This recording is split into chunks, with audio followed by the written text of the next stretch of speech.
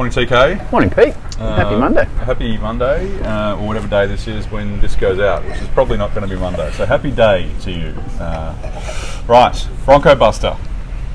Sounds like fun. It doesn't it? I think it's one of those things where sometimes in Australia we're very much hung up on variety.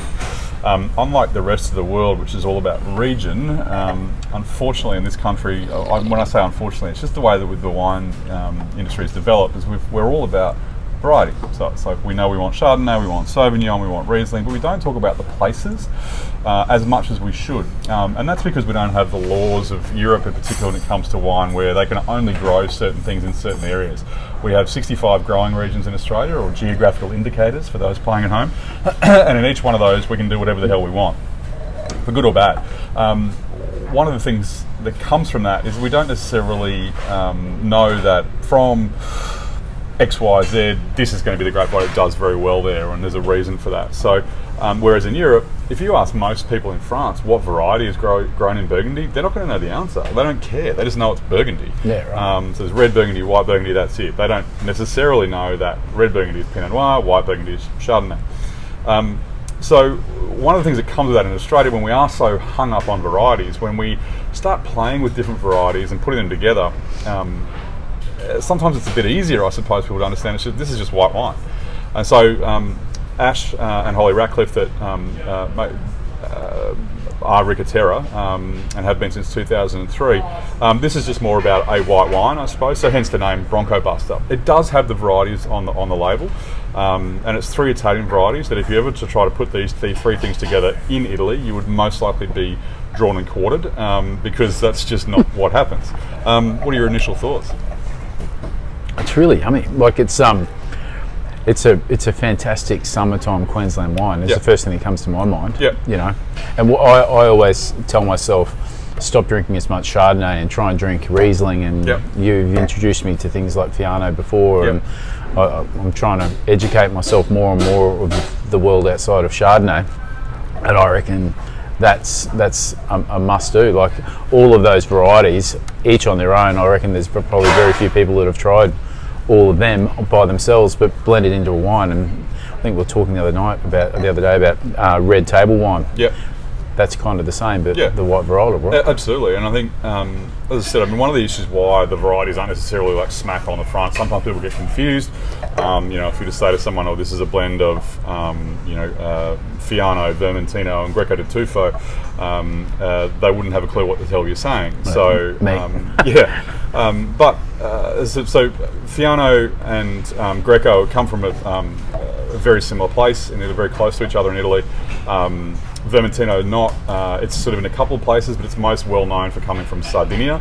And I think that what the Riverland has, so the Riverland's kind of northeast of Adelaide, sort of up the Murray, basically towards the Victorian border, towards Renmark. So, lots of fruit grown in that area, and traditionally people haven't seen it as necessarily a quality grape growing region, which is just unbelievable. And particularly these Mediterranean varieties just do really well out there. It's sandy soil, there's just something about them. And it's interesting that Ricca Terra have really focused on this. So when Ash and Holly moved out there in 2003 and started planting, and they started sort of basically changing over what was there to the classic sort of French varieties into these Mediterranean varieties that just do really well.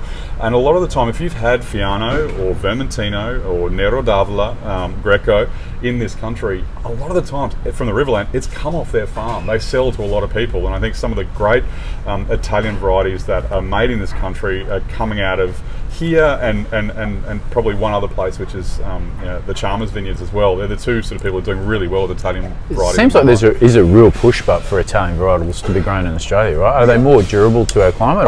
I think the warmer, definitely. The short answer to that is yes. I think that a lot of people are looking to these varieties and have been for a long time for something different, but also the ability to handle that heat and warmth that we get without getting fat and oily and sort of flabby. So because I tried a Pecorino, and I thought Not the cheese. No, Great and variety. that was my point, because I never realised that there was a Pecorino grape variety there.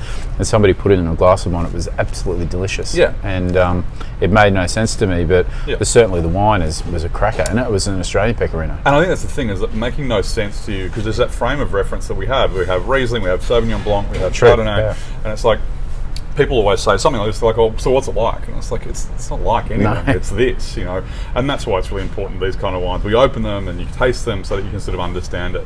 One of the things for me with this wine is it's sort of got this sort of salinity. It's sort of a little bit savoury rather than being fruit. I agree. There's a nice little texture there, but just a fun wine. The other thing is, and again, I hate that term food wine, but God, I just want to eat when I'm drinking that. Too. So, I mean, I want to eat most of the time, but definitely with this, I think it's an absolute killer. How do you think, like a tomato risotto, maybe with some seafood? Do you think it'd go well? Yeah, I think definitely. I mean, the thing with, if you think about these varieties, so Fiano and Greco come from sort of just over the hill over towards Naples.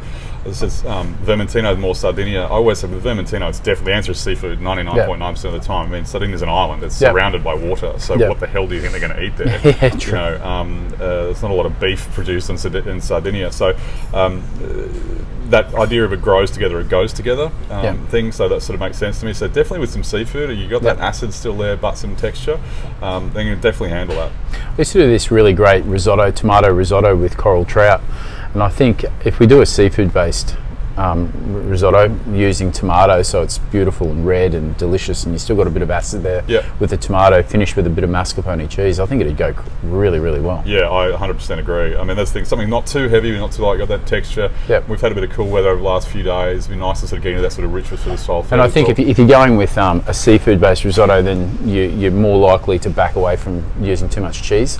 So it's exactly what you said. It'll be usually a bit lighter. So how about a tomato risotto with some fresh seafood and a bit of mascarpone? I'm in for that. Happy days. Cheers.